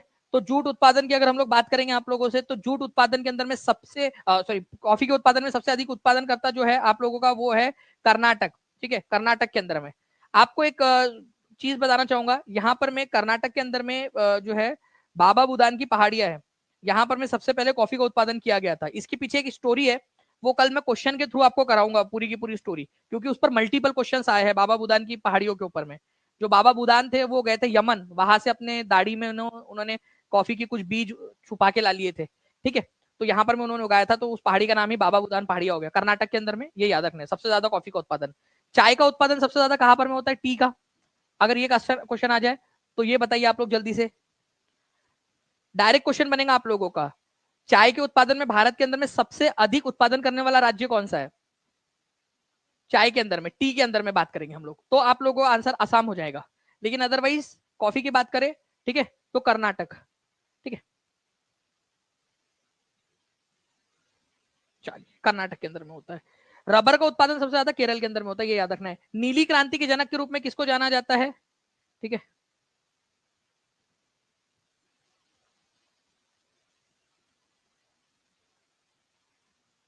देखिए फ्रेंड्स, अरुण कृष्णन और हीरालाल चौधरी, ठीक है, ये दो लोग हैं जिनको नीली क्रांति के जनक के रूप में, नीली क्रांति बेसिकली होती है आप लोगों की, ठीक है, समुद्री जो सी फूड है, सी फूड, उसके प्रोडक्शन को बढ़ावा देने के लिए समुद्री क्रांति हुई थी। सी फूड के अंदर में क्या आता है आपका? मछली, केकड़ा, जो भी है आप लोगों का, उन सारी चीजों के उत्पादन को बढ़ावा देने के लिए। तो अरुण कृष्णन, ठीक है, ये याद रखना है आप लोगों ने, अरुण कृष्णन, कृष्णन और उनके चंगू मंगू, ठीक है, हीरालाल चौधरी, ठीक है, अरुण कृष्णन और हीरालाल चौधरी, इन दोनों ने मिलकर जो है फ्रेंड्स ये किया था। तो आंसर आप लोगों को हो जाएगा ऑप्शन नंबर सी, ठीक है। इंपॉर्टेंट है, एग्जाम के अंदर में आप लोगों ने याद रखना है, ओके। तो वर्गीस कुरियन को किसके नाम से जाना जाता है भाई? वर्गीस कुरियन जो है वो व्हाइट रिवॉल्यूशन के जनक है, व्हाइट रिवॉल्यूशन के। अच्छा, एम एस स्वामीनाथन किसके जनक माने जाते हैं? जल्दी से आप बता देंगे कमेंट करके। देखिए, रिवीजन नंबर 6, चलिए रिवीजन के लिए कितने लोग तैयार है? अगर मैक्सिमम लोग तैयार है हाथ ऊपर कर दो, तो मैं रिवीजन आगे में भी कराऊंगा, आने वाले सेशंस में भी। रिवीजन सबसे इंपॉर्टेंट, आप लोगों का फेवरेट, ठीक है, रिवीजन, ठीक है, गुड। चलिए अब जो है फ्रेंड्स रिवीजन करते हैं हम लोग। R6 पहले 5 करा चुका था, अब ये 5 गिनना है आप लोगों ने, आपका स्कोर कितना बना है रिवीजन में। Blank is the process by which water soluble salts get deposited in the soil. कौन सी प्रक्रिया है जिसके जरिए जो है घुलनशील जो लवण है, जो नमक है, वो मिट्टी के ऊपर में जमा हो जाता है, उसको लवणीकरण कहा जाता है, ठीक है, सैलिनाइजेशन, ठीक है। तो सैलिनाइजेशन या लवणीकरण इसको कहा जाता है। आंसर आपका ऑप्शन नंबर ए हो जाएगा, इसको याद रखेंगे आप सभी लोग, लवणीकरण या सैलिनाइजेशन, ए इज द करेक्ट आंसर, ठीक है। बहुत ही इंपॉर्टेंट पॉइंट है, इसके जरिए वाटर सॉल्युबल जो सॉल्ट होता है वो मिट्टी पर जमा हो जाता है। भारत में हरित क्रांति के जनक कौन थे? जल्दी से एकदम fast, B triple S C CGL memory based question है आपका, ठीक है, क्वेश्चन एग्जाम के अंदर में आया हुआ है, जल्दी से फास्ट आंसर करेंगे आप सभी के सभी, ठीक है। तो भारत में हरित क्रांति के जनक जो है ये कहा जाता है एम एस स्वामीनाथन को, ठीक है। वर्गीस कुरियन को कौन सा वाला कहा जाता है और हीरालाल चौधरी को किसके लिए कहा जाता है? अगर याद आ रहा है तो कमेंट करके बता दो। जो बच्चा सारा लेक्चर देखेगा, पूरा लेक्चर देखेगा, उसका फायदा होगा, वो आगे बढ़ेगा, खुद की भी तरक्की कराएगा, अपने परिवार की भी तरक्की कराएगा, अपने आसपास वाले लोगों के जो है उनको भी खुशियां देगा अपने लोगों को। लेकिन जो बच्चा अभी मेहनत नहीं करेगा उसको जिंदगी भर मजदूरी करनी पड़ेगी, ये याद रखना है आप लोगों ने चीज। या तो अभी मेहनत कर लो या फिर बाद में मजदूरी करो, ये आप लोगों का बस दो चॉइस है। मिल्क के लिए जो है वर्गीस कुरियन और हीरालाल चौधरी और अरुण कृष्णन नीली क्रांति के लिए। गुड, चलिए now friend next question, arabica, robusta और लिबेरिका किसकी किस्म है? ठीक है, तो अरेबिका और रोबस्टा तो भारत में भी होती है भाई, ठीक है, अरेबिका, रोबस्टा, लिबेरिका भी होती है, लेकिन वो भारत में इतनी नहीं होती। अरेबिका और रोबस्टा भारत के अंदर में मेन फसलें हैं कॉफी की। कॉफी उत्पादन में सबसे आगे कौन सा राज्य है, ये कमेंट करके आप लोग बताएंगे मुझे, ठीक है, कॉफी उत्पादन में सबसे ज्यादा आगे राज्य कौन सा है? सभी लोग जल्दी से कमेंट कर देंगे। नेक्स्ट क्वेश्चन की तरफ में आगे बढ़ते हैं हम लोग फ्रेंड्स, निम्नलिखित में से कौन सा भारत में सबसे बड़ा जूट उत्पादक राज्य है? इंपॉर्टेंट क्वेश्चन, रिवीजन का आप लोगों का, ठीक है, कमेंट करते जाएंगे हर एक बच्चा, सभी बच्चों ने कमेंट करना है, ठीक है, आपको बताना है निम्नलिखित में से कौन सा भारत में सबसे बड़ा जूट उत्पादक राज्य है। रिवीजन क्वेश्चन है आप लोगों का, जो बच्चा कमेंट करेगा वो आगे बढ़ेगा, ठीक है। तो भारत में सबसे बड़ा जूट उत्पादक राज्य जो है फ्रेंड्स ये है आपका पश्चिम बंगाल, ठीक है, सेकंड नंबर पे फिर बिहार आता है। ओके, तो पहले नंबर पे है जूट या पटसन के अंदर में, ठीक है। अच्छा, जूट को और किस नाम से जाना जाता है, या जो पटसन है उसको किस नाम से जाना जाता है, क्या बोला जाता है उसको, वो भी आप कमेंट करके बता सकते हो मुझे। नाउ विश्व में हरित क्रांति की जनक कौन है? Very very very important question, ठीक है, ए बी सी डी यहां पर मैंने लिख दिया आप लोगों के लिए, आप लोग बताइए यहां पर में, ठीक है। एसएससी जीडी कांस्टेबल का मेमोरी बेस्ड क्वेश्चन, आपको बता दूं कि आप 10 से ज्यादा एग्जाम क्लियर कर सकते हो अगर आप ये सारे के सारे सेशन अच्छे से देखते हो तो, ठीक है। देखिए फ्रेंड्स, अगर मैं बात करूं आप लोगों को इस पर्टिकुलर क्वेश्चन की, तो नॉर्मन बोरलॉग जो है वो विश्व में हरित क्रांति के जनक माने जाते हैं, एम एस स्वामीनाथन भारत में माने जाते हैं, भारत के अंदर में, ठीक है, ये आप लोगों ने याद रखना था, दोनों पॉइंट इंपॉर्टेंट है। एम एस स्वामीनाथन जिन भी लोगों ने लगाया है, ठीक है, प्लीज एक बार करेक्शन आप लोग प्लीज ध्यान से दीजिए, यहाँ पर में वर्ल्ड में पूछा है, विश्व में, समझ में आ गया हो तो हाथ ऊपर कर दीजिए अगर ये चीज समझ में आ गई, विश्व में पूछा है आप लोगों से, ठीक है, विश्व के अंदर में, ठीक है। चलो बहुत बढ़िया फ्रेंड्स, आप लोग आंसर्स कर रहे हो यहाँ पर में। नेक्स्ट क्वेश्चन की तरफ में आगे बढ़ते हैं, केंद्रीय एगमार्क प्रयोगशाला कहां पर में? Central Agmark lab, Agmark,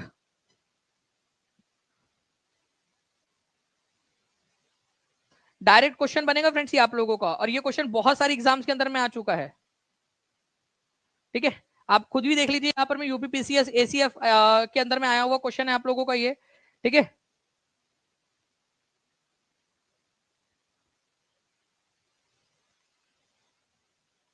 central, ठीक है, एगमार्क लैब कहां पर में? लैब, इसका हेड ऑफिस नहीं पूछा है, इसका हेड ऑफिस तो फरीदाबाद के अंदर में, इसकी लैब कहां पर में? लैब जहां पर में चीजों की टेस्टिंग की जाती है, टेस्ट होता है, कोई भी खाने का सामान है एगमार्क के अंदर में उसका टेस्ट किया जाता है, प्रयोगशाला, ये आप लोगों को मिलेंगी नागपुर के अंदर में, ठीक है। सेंट्रल एगमार्क लेबोरेटरी कहां पर में? अगर कोई भी चीज है, अगर मान लीजिए उसका बहुत बड़े लेवल के ऊपर में जो है उसका परीक्षण करना है, ठीक है, तो वो कहां पर में किया जाता है? सेंट्रल एगमार्क लैब के अंदर में किया जाता है, ठीक है। तो ये भी एक इंपॉर्टेंट पॉइंट है आप लोगों का, प्रयोगशाला कहां पर में, ये क्वेश्चन कई सारे एग्जाम्स के अंदर में आ चुका है, और मैं टीम से रिक्वेस्ट करूंगा कि ये क्वेश्चन जो है, मुझे एक और एग्जाम है जहां पर में मुझे पता है ये क्वेश्चन यूपी टेट 2018 के एग्जाम के अंदर में भी आया था, मैं टीम को भेज दे रहा हूँ, वो भी लगा दीजिएगा आप, ठीक है। तो केंद्रीय एगमार्क प्रयोगशाला कहां पर में? नागपुर के अंदर में, ठीक है, D is the correct answer. Okay, now friends, केसर की सबसे अधिक मात्रा कहां पर में उत्पन्न होती है? केसर की, बच्चे अपने अपना अपने मन से पूछिए कि क्या आपने योगदान कर दिया है सेशन के अंदर में, क्या आपने इस सेशन की जो है जो गुरु दक्षिणा है वो दे दी है? जहां भी शेयर कर सकते हो अपने दोस्तों के साथ में, अपने व्हाट्सएप स्टेटस पे लगा दीजिए अगर कहीं पे ग्रुप नहीं मिल रहा है तो, ठीक है, और जहां भी शेयर कर रहे हो वहां पर मैं डबल डबल शेयर करके आ जाइए।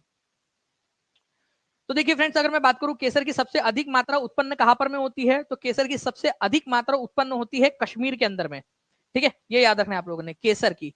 अच्छा, केसर को एक और नाम से भी जाना जाता है फ्रेंड्स, केसर को जो है जाफरान के नाम से भी जाना जाता है, ये याद रखना है आप लोगों ने, जाफरान, ठीक है, जाफरान, जाफरान, ठीक है, जाफरान, ये भी याद रखना है आप लोगों ने।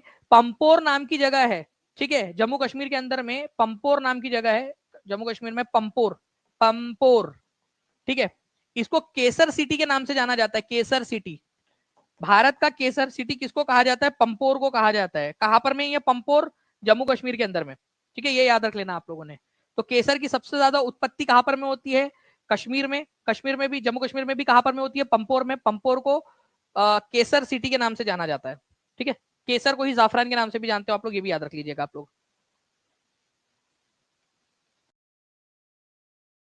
ठीक है। चलिए, शिफ्टिंग कल्टीवेशन के अंदर में जो है फ्रेंड्स, आप लोगों का कौन सा वाला कहां पर में होता है?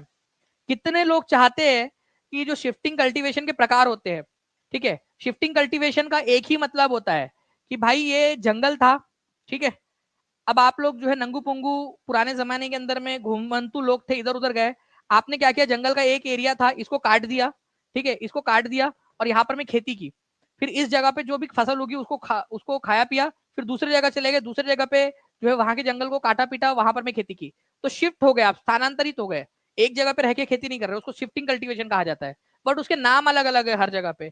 जैसे कि आप लोगों का जो है फ्रेंड्स झूम की खेती कहां पर में कहा जाता है इसको, पूर्वोत्तर राज्यों के अंदर में, नॉर्थ ईस्टर्न जो स्टेट्स है वहां पर में इसको कहा जाता है, ठीक है, ठीक है। माशा कहा जाता है, पूनम कहा जाता है, जैसे मैं आपको बता दूं कि पूनम, ठीक है, इसको केरल के अंदर में और आपका जो वेस्टर्न घाट वाला इलाका है वहां पर में इसको कहा जाता है। पोडू इसको कहां पर में कहा जाता है, ये भी आप लोगों से क्वेश्चन बन सकता है आप लोगों का। ओके, तो ये भी आप लोग बताते जाएंगे। पोडू जो है फ्रेंड्स ओडिशा और आंध्र प्रदेश के इलाके में इसको बोलते हैं, ठीक है, पोडू ओडिशा प्लस आंध्र प्रदेश के इलाके के अंदर में पोडू कहा जाता है, ठीक है। झूम की खेती जो है नॉर्थ ईस्ट में कही जाती है, नॉर्थ ईस्ट के अंदर में आप लोगों का आसाम, मेघालय, मणिपुर, मिजोरम, ये सब आ गया आप लोगों का, ठीक है, मणिपुर तो ये हो गया। माशा कहां पर में कहा जाता है, माशा, ठीक है, ये गलत है आपका, हिमाचल प्रदेश में नहीं कहते उसको, कहां पर में कहते हैं, तो ये फिर आप लोगों का आंसर बनेगा, और बनेगा तो फिर आपको बताना भी है कहा जाता है, तो मध्य प्रदेश में कहा जाता है, मध्य, ठीक है, मध्य प्रदेश के अंदर में, मध्य प्रदेश के अंदर में, तो ये वाला गलत है आपका, हिमाचल प्रदेश में नहीं मध्य प्रदेश में कहते हैं। देखो मैं आपको ना दो चीजें बताता हूँ, ठीक है, मध्य प्रदेश के अंदर में अभी वैसे तो बहुत डिटेल में बता सकता हूँ आप लोगों को, लेकिन अभी फिलहाल मैं बता रहा हूँ कि माशा तो आप लोगों ने याद कर लिया, माशा बोला जाता है, एक है बेवार, ठीक है, बेवार और दहिया, ये भी इसको कहा जाता है यहाँ पर, में ये याद रखना आप लोगों ने, ठीक है, तो प्लीज इसको भी याद रख लेना आप लोगों ने, ठीक है, बेवार और दहिया, ठीक है, माशा, ये सब कहां पर में कहा जाता है आप लोगों का, ये कहा जाता है आप लोगों का आपके मध्य प्रदेश के अंदर में, ठीक है, तो प्लीज इसको याद रखना, बेवार भी बोलते हैं, ये तो बहुत ज्यादा इंपॉर्टेंट है, बेवार वाला, ठीक है, क्योंकि हिस्ट्री की बुक में भी दिया और ज्योग्राफी के अंदर में भी दिया हुआ है वो पॉइंट आपका। नाउ फ्रेंड्स और कुछ चीजें हैं, अब तो ये तो बात हो गई हमारे भारत की, ठीक है, शिफ्टिंग कल्टीवेशन को लदांग कहा जाता है इंडोनेशिया और मलेशिया के अंदर में, रोका कहा जाता है ब्राजील के अंदर में, मिल्पा मैक्सिको में, झूमिंग कहा जाता है नॉर्थ ईस्ट में आसाम, मेघालय, मणिपुर, मिजोरम, ये सब हो गया आपका। कितने लोग चाहते हैं कि ये सारा याद करा दूं आप लोगों को मैं, ठीक है, क्वेश्चंस के थ्रू, ठीक है, क्योंकि ये क्वेश्चन आते हैं एग्जाम के अंदर में आप लोगों के, मिल्पा वाला क्वेश्चन तो बहुत सारे एग्जाम के अंदर में आया हुआ है आप लोगों का, रे वाला आता है, अगर आप चाहोगे मुझे कमेंट करके बताना, मैं आपके लिए जो है स्पेशल सेशन लेकर इसको करवा दूंगा आप लोगों को, झूम की खेती जितनी भी जगह पे अलग अलग होती है। राष्ट्रीय दलहन अनुसंधान केंद्र कहां पर में, दलहन पल्सेस, पता है मैंने इसको कैसे याद किया था, दलहन वाला, ठीक है, दाल, दाल की बना लिए कान की झुमकियां, ठीक है, दाल दाल दाल देखिए आप लोगों ने, दाल दाल दाल, अब बेचारी गरीब सी बच्ची क्या करे यहाँ पर में, ठीक है, तो दाल के अंदर में उसने धागे से पुराई और दाल से कानों की बालियां बना ली कानपुर के अंदर में, ठीक है, ये याद रख लेना आप लोग। ओके, तो कानपुर के अंदर में ये आप लोग याद रख सकते थे इस पॉइंट को, बी कानपुर। क्या एक लिस्ट दूं आपको, अगर आप लोगों का रिस्पॉन्स रहा, ठीक है, जल्दी से सारे लोगों ने एक एक जगह पे शेयर कर दिया, तो मैं आप लोगों से प्रॉमिस कर दूं कि ये सारे के सारे आपको करा दूंगा। Zoological survey of India Kolkata में एक नंबर आपका बन गया, फॉरेस्ट सर्वे ऑफ इंडिया कहां पर में है, फॉरेस्ट रिसर्च इंस्टीट्यूट कहां पर में है, wild life institute of India कहां पर में, तीनों देहरादून के अंदर में, ठीक है, तो फॉरेस्ट सर्वे ऑफ इंडिया, ठीक है, wild life institute of India और forest research institute of India Dehradun के अंदर में, ठीक है। उसके बाद में जो है national institute of pulses research Kanpur में है, दलहन के लिए आप लोगों का, ये हिंदी में भी मिल जाएगा आप लोगों को पूरी की पूरी लिस्ट, डोंट वरी, ठीक है, हिंदी में भी अवेलेबल है मेरे पास में। National institute of nutrition Hyderabad में, इसको पता है कैसे याद किया था, बिरयानी खाते लोग, कितने लोग खाते हैं बिरयानी, अरे वेज बिरयानी खाते होंगे, ठीक है, आपको पता है हैदराबादी बिरयानी बड़ी फेमस है, हैदराबादी बिरयानी है ना, पता है आप लोगों को, तो ऐसा समझ लो कि भाई न्यूट्रिशन है उसके अंदर में बहुत सारा। अब मैं ये नहीं कह रहा कि जाके बिरयानी खा के आओ हैदराबाद में न्यूट्रिशन की कमी है तो, ओके, जस्ट याद रखने के लिए बता रहा हूँ आप लोगों को, ओके, तो हैदराबाद के अंदर में नेशनल इंस्टीट्यूट ऑफ न्यूट्रिशन, ऐसे याद रख लेना, वेज बिरयानी खा लेना, वेज वेज मतलब आलू टमाटर गोभी वगैरह डाल के, ठीक है। चलिए, सबसे मीठे लोग कहां पर में होते हैं, ठीक है, जो स्वीट होते हैं बहुत ज्यादा, ठीक है जी, पहले आप, वो ट्रेन में बोलते हैं ना, लखनऊ के अंदर में नवाबों की ट्रेन छूट गई थी, पहले आप करके लखनऊ में नवाबों की ट्रेन छूट गई थी, कितने लोगों ने कहावत सुनी है, पहले आप करते करते उनकी ट्रेन छूट गई। कितने लोगों ने एक कहावत सुनी है, लखनऊ में नवाबों की ट्रेन छूट गई। ठीक है, पहले आप करके, वो बहुत स्वीट लोग थे, शुगर केन टाइप के, गन्ने की तरह मीठे लोग थे वो लोग एकदम। ओके, तो लखनऊ के अंदर में शुगर केन रिसर्च इंस्टीट्यूट, ये याद रख सकते थे आप लोग। बहुत सारी ट्रिक्स है, कई सारी तरीके से याद रख सकते हैं। अगर आप लोग चाहोगे तो मैं करा दूंगा आप लोगों को। टोबैको रिसर्च इंस्टीट्यूट, ठीक है, राजमुंद्री में। राजा लोग टोबैको खाते थे, देखो खत्म हो गए आज। आज राजा रानी लोग बचे क्या? जो टोबैको खाएगा वो बचेगा नहीं, ये याद रखना है आप लोगों ने। ठीक है, राजा मुंद्री आंध्र प्रदेश के अंदर में, तो राजा मुंद्री टोबैको खाना राजा रानी लोगों का काम था, खत्म हो गए वो लोग। सिंपल सी बात, राजमुंद्री आंध्र प्रदेश के अंदर में। अच्छा, चावल, अगर कच्चे चावल खाओगे तो कैसी आवाज आएंगी? इमेजिन करो, चलो बाद में देखते हैं अपन ट्रिक अपनी। कच्चे चावल खाओगे तो कैसी आवाज आएंगी? एक बार टीम प्लीज इस क्वेश्चन को लगा भी दीजिएगा। ठीक है, कच्चे चावल खाओगे तो कैसी आवाज आएंगी? कट कट आवाज आएंगी आप लोगों की, तो कटक। ठीक है, तो rice, national rice research institute Cuttack के अंदर में है। ठीक है, कट कट आवाज आएंगी। हाँ चलो समझ गया आप लोगों को, मतलब कटक के अंदर में, ये याद रखना था आप लोगों ने। एक बार शेयर करते रहो यार जल्दी से, वो कम नहीं होना चाहिए नंबर। और 4873 लाइक्स हो चुके हैं। जल्दी से जितने भी लोग हैं जिन्होंने सेशन को लाइक नहीं किया, लाइक कर देंगे। और जिन्होंने चैनल को सब्सक्राइब नहीं किया है, चैनल को सब्सक्राइब जरूर कर लेना है आप सभी लोगों ने, ताकि आप लोगों को आने वाले सेशंस भी टाइम टू टाइम मिलते रहे। ठीक है, भारत में सर्वाधिक गेहूं का उत्पादन करने वाला प्रदेश कौन सा है? जल्दी से फास्ट। भारत में सबसे ज्यादा गेहूं का उत्पादन करने वाला प्रदेश जो है फ्रेंड्स, ये है आपका उत्तर प्रदेश। आपका राइस का सबसे ज्यादा उत्पादन करने वाला प्रदेश कौन सा है, वो आपको बताना है। राइस वाला और वीट दोनों कमेंट में लिख देंगे, राइस कौन सा है और वीट कौन सा है, सभी लोग लिख देंगे जल्दी से। नाउ फ्रेंड, नेक्स्ट क्वेश्चन की तरफ मैं आगे बढ़ूं। सबसे पहला है उत्तर प्रदेश है, फिर मध्य प्रदेश, फिर पंजाब है वीट के मामले में। ठीक है, गवर्नमेंट का डेटा है ये आपका। तो उत्तर प्रदेश गेहूं का सबसे ज्यादा उत्पादन करने वाला है। केरल में समुद्री रेत में भरपूर मात्रा में क्या पाया जाता है? ठीक है, देखो केरल, ओके, केरल, केरल है, केरल के अंदर में रेत है, समुद्री तट है, वहां पर में रेत है। रेत के अंदर में क्या पाया जाता है आपका? Calcium, radium, thorium, magnesium. तो इसके अंदर में जो है ना फ्रेंड, थोरियम पाया जाता है कैल्शियम की रेत के अंदर में। ठीक है, कैल्शियम की रेत में क्या पाया जाता है? थोरियम पाया जाता है। थोरियम जो है एक रेडियो एक्टिव मटेरियल है, जिससे गर्मी पैदा हो सकती है ना। केरल के अंदर में थोरियम पाया जाता है उसकी रेत में। वो बॉलीवुड वालों ने यार इस चक्कर में गाना बना लिए, देखो उन्होंने बिना मतलब जाने बुझे कितना इसमें। केरल में गर्मी है, नैनीताल से सर्दी भेजो। ठीक है, दिल को जो राहत पहुंचाए ऐसा कुछ बेदर्दी भेजो। क्या भेजेगा बेदर्दी, मतलब कि फ्रिज भिजवा दे वो लड़की तुम्हारे लिए। ठीक है, दहेज मांग रहे हो, क्या मांग क्या रहा है वो लड़का? ठीक है, कुछ बेदर्दी भेजो, मतलब ऐसा क्या भेज दे वो वहां से। ऐसा भी बेचारी नहीं कि उसकी फूक इतनी बड़ी है कि वहां से फू करेंगी तो यहाँ पर भी उसको ठंडी लग जाएंगी। भाई मांग ऐसा कुछ चीज मांग जिससे तेरे को कुछ हो। अब वो बर्फ का गोला भी भेजेंगे तो पिघल जाएगा इतने दूर से आते आते। ठीक है, केरल में गर्मी है, नैनीताल से सर्दी भेजो, कुछ भी है यार पगला लड़का। चलिए आगे बढ़ते हैं हम लोग, कोई बात नहीं। तो यूरेनियम और थोरियम जो है फ्रेंड्स आपका रेडियो एक्टिव मटेरियल है। आप लोगों को याद रखना है कि मोनोजाइट सैंड जो है केरल की, उसके अंदर में थोरियम पाया जाता है। Very very very important point है ये आपका। ठीक है, एनसीईआरटी बेस्ड क्वेश्चन है आप लोगों का, तो प्लीज इस पर्टिकुलर पॉइंट को याद रखिएगा। आप लोग एग्जाम के अंदर में पूछे जाने की बहुत बहुत अधिक संभावना है आप लोगों के लिए। ठीक है, चलिए नेक्स्ट पॉइंट की तरफ में आगे बढ़ते हैं हम लोग, नेक्स्ट क्वेश्चन की तरफ में हमारे। ठीक है, आपको बताना है शिव समुद्रम हाइड्रो इलेक्ट्रिक पावर स्टेशन कहां पर में लोकेटेड है। यूपीटीजीटी का क्वेश्चन है आप लोगों का। एक बार दबा के शेयर कर देंगे सभी के सभी लोग। देखिए शिव समुद्रम जलप्रपात जो है फ्रेंड्स, ये याद रखना है आप लोगों ने हमेशा, ये आप लोगों को मिलेगा कर्नाटक में। बट कौन सी रिवर पर है ये भी क्वेश्चन बन सकता है। ठीक है, रिवर कौन सी है? तो ये जो रिवर है जिसके ऊपर में ये बना हुआ है, ये आप लोगों ने याद रखना है फ्रेंड्स, कावेरी नदी के ऊपर में बना हुआ है शिव समुद्रम जलप्रपात। बहुत ही इंपॉर्टेंट है, यूपी टीजीटी की एग्जाम में आया हुआ क्वेश्चन है ज्योग्राफी के अंदर में। तो एग्जाम स्पेसिफिक क्वेश्चन आपको करवा रहा हूं मैं। ठीक है, तो आप लोगों का आंसर क्या होगा? शिव समुद्रम, शिव समुद्रम, कर्नाटक और कावेरी। ये 3 पॉइंट हर एक बच्चा कमेंट के अंदर में लिख देगा। शिव समुद्रम, ठीक है, शिव समुद्रम, कर्नाटक और कावेरी, हर एक बच्चा लिखेगा जल्दी जल्दी से। ठीक है, किस महीने में रबी की फसल की बुआई होती है? रबी की फसल, देखिए मैंने हमेशा इसको ऐसे याद रखा हुआ है कि रबी जो है ये एक लड़का है रवि नाम का। ठीक है, इसको लगती है ठंड। ठीक है, इसको लगती है ठंड। तो ठंड के मौसम में जो है वो रबी की फसल उगाई जाती है। तो ठंड का मौसम मार्च और अप्रैल में, ठंड का मौसम तो होता नहीं है, बुआई होती है, मतलब उस समय में उसको बोया जाता है। ठीक है, जून जुलाई के अंदर में जो है बारिश का मौसम होता है, उस समय में खरीफ की फसल होती है आप लोगों की। ओके, जनवरी फरवरी के अंदर में तो उसको काटने का समय आ जाता है। तो अक्टूबर नवंबर के अंदर में जो है इसको बुआई होती है। अक्टूबर नवंबर में ठंड बढ़ती है। ठीक है, तो ठंड के मौसम में इसको बोआ जाता है। तो आप ऐसे याद रख लोगे तो अक्टूबर, देखो कितना इजीली हम लोग वहां तक पहुंच गए। रवि को लगी ठंड, उसने बुआई शुरू कर दी, ठीक है।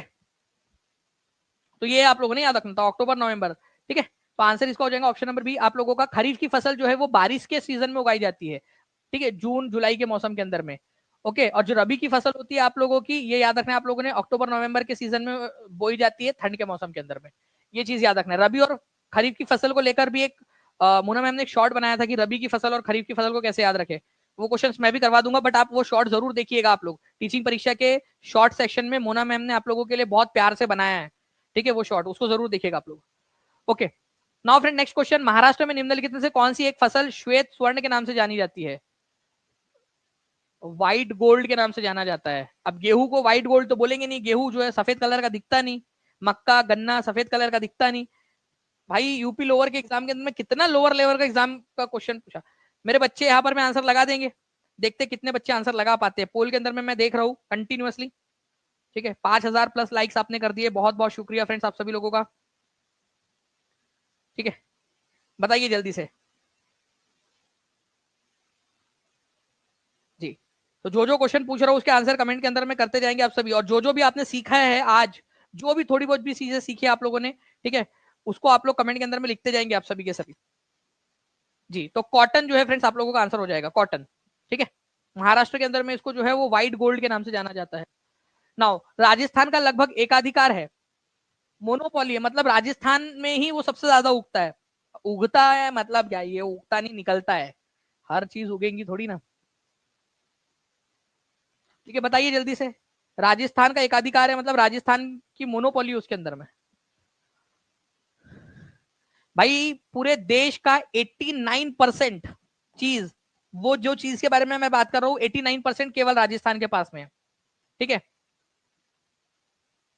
दूसरे नंबर पे जो आते हैं ना आंध्र प्रदेश मध्य प्रदेश, उनके पास में केवल 2% है वो, और राजस्थान के पास में 89%। सोचो सोचो क्या हो सकता है वो, जिंक, ठीक है, जस्ता।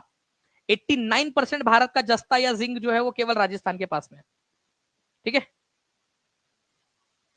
ओके, जिंक जस्ता ये याद रखना है आप लोगों ने, इंपॉर्टेंट रेफरेंस याद रखेंगे आप सभी लोग। 89% जस्ता या जिंक केवल और केवल राजस्थान के। की अगर मैं बात करूं तो आपको बताना है यूपी टेट 2018 का क्वेश्चन, केंद्रीय एगमार्क प्रयोगशाला कहां पर में है? सेंट्रल एगमार्क लेबोरेटरी, ठीक है। तो सेंट्रल एगमार्क लेबोरेटरी जो है फ्रेंड्स आप लोगों का मिलेगी नागपुर में। तो नागपुर यहाँ तीसरे नंबर पे, मतलब सी पे दिया होगा है ना, ए बी और सी और डी करेंगे तो सी पे हो गया ये। तो सी इज द करेक्ट आंसर। लगाते जाएंगे आप लोग कमेंट के अंदर में जल्दी जल्दी से आंसर, हर एक बच्चा कमेंट में आंसर करता जाएगा रिवीजन का। या R11 था आपका 11वें नंबर का रिवीजन का क्वेश्चन, ठीक है। चलिए, राष्ट्रीय चावल अनुसंधान संस्थान कहां पर में है? R2 हो गया ये आपका, R2 रिवीजन, R12 हो गया ये, R12। भाई चावल खाने पर कैसी आवाज आती है वो भी बता देना एक बार, ठीक है। चावल खाने पर कैसी आवाज आती है, चावल, ठीक है, कच्चे चावल अगर आप खा लोगे तो, ठीक है, तो बस वहीं पे है। तो राष्ट्रीय चावल अनुसंधान कटक के अंदर में है, ठीक है। तो D is the correct answer, ये याद रखना था आप सभी लोगों ने, डी। नाउ R13 ये हो जाएगा आप लोगों का, ठीक है। प्लीज टीम करेक्ट कर लीजिए। हरियाणा सिविल सर्विसेज में आया था, पोडू बीवर पेंडा भारत के विभिन्न भागों में, ठीक है, नाम से जाया जाता है, ठीक है। बेवार मैंने आपको बताया, पेंडा पोडू, ठीक है, दहिया, ठीक है, माशा, झूम, ये सब क्या है? ये आपके शिफ्टिंग कल्टीवेशन के प्रकार है, स्थानांतरित खेती के प्रकार है ना। ये स्थानांतरित खेती या शिफ्टिंग कल्टीवेशन के प्रकार है आप लोगों के। तो आंसर इसका ऑप्शन नंबर सी हो जाएगा, प्लीज इसको भी याद रखिएगा आप सभी के सभी लोग। ओके, नेक्स्ट क्वेश्चन की तरफ में आगे बढ़ते हैं। भारतीय दलहन अनुसंधान संस्थान कहां पर में? मैंने आपको बताया दाल दलहन, एक गरीब लड़की बेचारी बच्ची, ठीक है, ये नेहा, ठीक है। ओके, ये इसके कान, ये इसके कान है। ओके, दाल कौन से कलर की रहती है यार? चलो कोई बात नहीं, पिंक कलर की दाल बनाएंगे अपन। तो दाल से उसने क्या किया है, दाल से जो है दाल के अंदर में धागे डाल के अपने लिए बालियां बनाई है। अरे कहा गई नेहा, शर्मा गई लड़की, देखो जाने दो छोड़ो, ठीक है, शर्मा गई, डिलीट हो गई वो। तो कानपुर के अंदर में ये याद रखना है आप लोगों ने, ठीक है, शर्मा गई पगली। आगे बढ़ते हम लोग यहाँ पर में, कानपुर के अंदर में ये याद रखना है, कान में बालियां बनाई थी। तो ये हमेशा याद रहेगा आपको, हमेशा हमेशा के लिए याद रहेगा। अभी नेक्स्ट क्वेश्चन की तरफ मैं आगे बढ़ने से बता दूं कि ये सारे क्वेश्चन मैं करवाने वाला हूँ टीचिंग परीक्षा के पेड कोर्सेज के अंदर में। इमेज या इन्फोग्राफिक सेक्शन हमने बनाया है, वह हिंदी इंग्लिश दोनों में ये अवेलेबल करवा दिया आप लोगों को।